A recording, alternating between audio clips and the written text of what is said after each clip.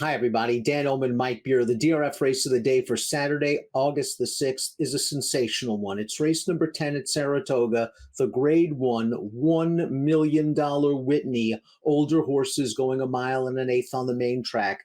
Let's take a look at this field. Please scan the QR code for race of the day access on your mobile devices. 6 horses in this race. 4 millionaires. One of the 2 non-millionaires, Happy Saver, has earned over $988,000 and is a grade 1 winner. I know fans at times are unimpressed by short fields. You have to be impressed with a field of this quality. Yeah, you can't really complain about this one. There's 6 entered. Really, it's a 5-horse race. The number 3 Zoomer is probably just in way over his head. The other 5, you could make a reasonable case for any of them, Dan. And by saying that, I don't mean to imply that the number 6 Life is Good isn't clearly the horse to beat.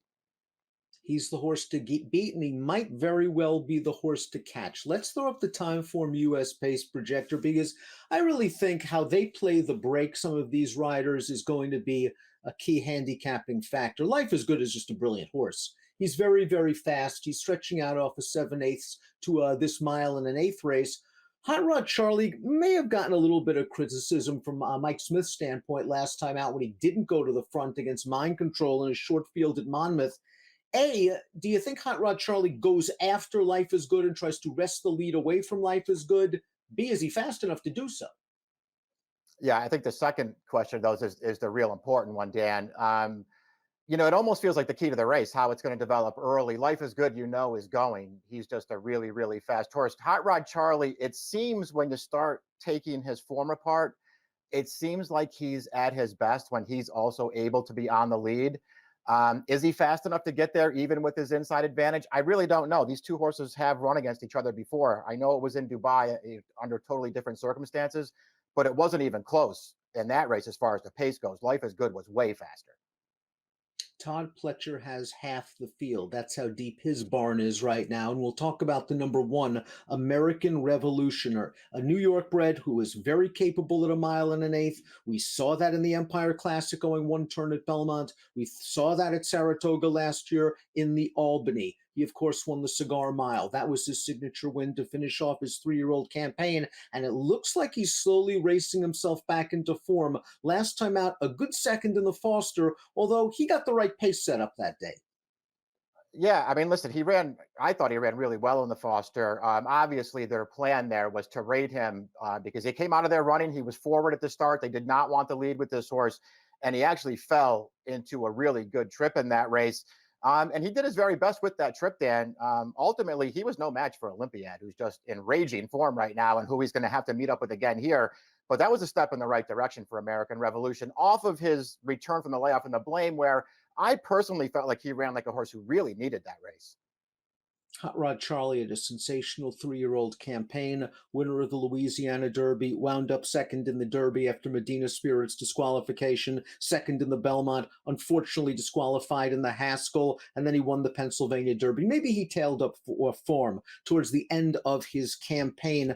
His Dubai World Cup was sort of an odd race because it looked like he was just struggling from a half mile out, as were several other horses, yet he was still able to clunk up for second ahead of Life is Good, who tired going a mile and a quarter. Let's watch his race in the Salvatore Mile. His first start back from Dubai, he decided to sit the brake and allow Mind Control to take the lead in the rail. Now, Hot Rod Charlie has the lead in the stretch here. Mind Control just refuses to let him get by.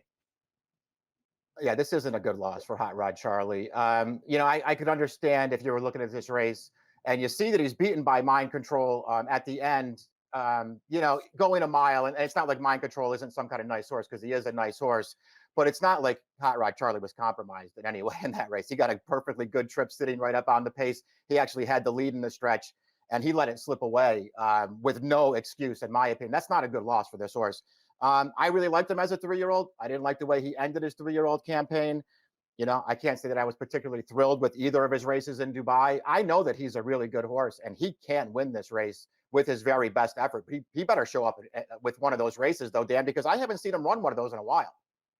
Perhaps he was a short horse in the Salvatore Mile. I doubt he was fully cranked for that race. I'm assuming the Whitney was one of the major short term goals after the Dubai World Cup. That's the only excuse I could come up with because I agree with you. You have to win that race if you're Hot Rod Charlie. Zoomer, the number three, does look overmatched. He has a very nice gelding. He's won 11 times in his career. He's banked over $500,000. He likes a wet track. He's earned a triple digit buyer in that situation. And he likes Saratoga. He already has a win at this meet. Let's watch the $50,000 claimer race for Zuma. He was taken out of that race by high-profile owner Gary Barber, Mark Cassey, and you can't win a $50,000 claimer any easier than this.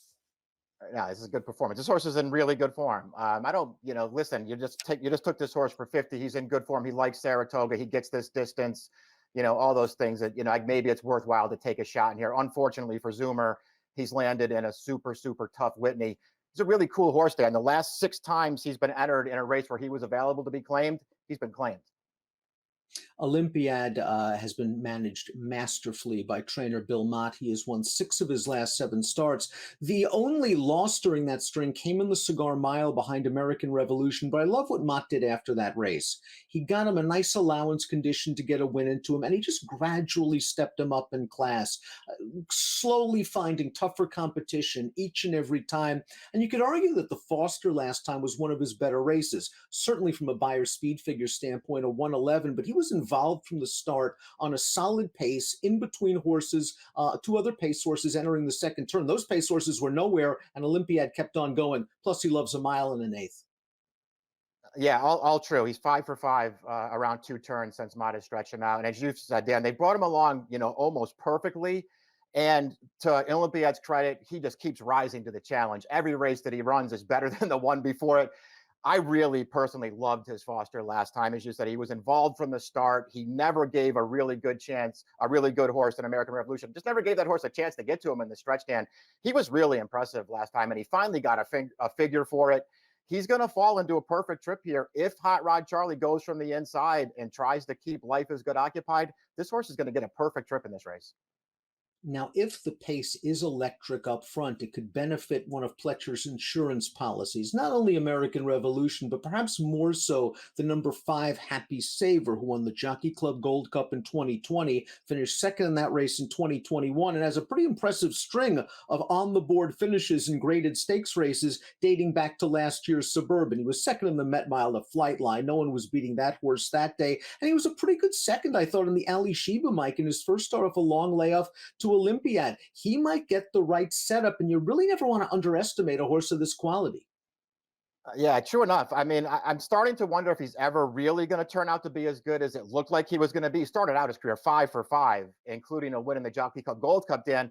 And he hasn't really taken steps forward since then, at least in my opinion. But he did run really well in the Ali Sheba off the layoff. And he got a great ride from Irene Ortiz that day, almost like he took Olympiad by surprise and snuck up to his outside, maybe even got ahead in front of that horse. Ultimately, Olympiad was too good for him, but he still ran well that day. He ran fine in the Met Mile last time. He's far from impossible in here.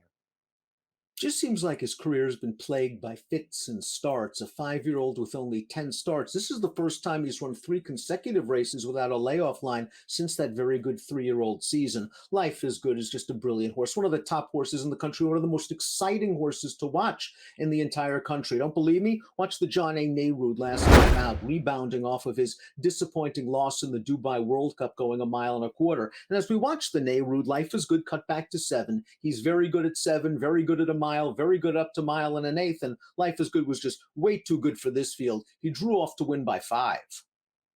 Yeah, I guess a little bit of a reset for this horse off of the Dubai race where he didn't get the 1.25 miles. They started him back at 7. It seemed like an odd spot, and maybe it wasn't, the greatest field in the world, Dan, but Speaker's Corner is a pretty nice horse. And Speaker's Corner tried Life is Good early in that race, and it was no contest. This horse was just way too much for Speaker's Corner and the rest of them. I feel like just maybe because of the Nehrude and maybe because he got tired in the Dubai World Cup, I feel like people are starting to get the idea that this horse doesn't want to go long, and that's just not a way of looking at that horse that I'm buying into. I don't think 1.125 miles is a problem for this horse at all. Of course, he has that Pegasus World Cup that you could point to where he was just so good winning over this distance. He's going to the lead in here. He's in great form right now. He's going to take a ton of beating. And as we saw when watching that John A. Nehru, he beat a very good horse in Speaker's Corner, who unfortunately has just had the situation of chasing Flightline and Life is Good in his races. But you're right, it's very uncharitable to say that this horse isn't a distance horse, because we saw him put the boots to Nick's go in the Pegasus World Cup. We saw him win the San Felipe as a 3-year-old. He's very fast out of the gate, and I think he's also rateable on the lead. If a horse like Hot Rod Charlie leaves him alone, this horse is likely to be long gone. Before we get to our top selections, please click the subscribe button on the Daily Racing Form YouTube channel for all the latest DRFTV video offerings. Top pick time for the Grade 1 Whitney. Mike, Life is Good is brilliant. Life is Good might be up front, and Life is Good is the horse to beat. Yeah, I just think I think he's one of the best horses in the country, Dan. I'm very interested to see what Olympiad does here. And I thought about putting Olympiad on top because there are things to recommend him in this race. But he's going to have to up his game one more time, I think. I think Life is Good as of now. I think he might be the best horse in the country. In picking and betting Olympiad, I'm also picking and betting on Hot Rod Charlie to put at least some heat on Life is Good. I think that's the key to the race because Olympiad is by no means a slow horse. He can sit the catbird seat third if those two go at it and get the first run on the closers. In the form he's in right now, I want to take a shot with him against Life is Good at 1.125. 6-4-2-5 for Mike, 4-6-1-2 for me. What a race. The Saturday race of the day, the $1 million Grade 1 Whitney. Good luck.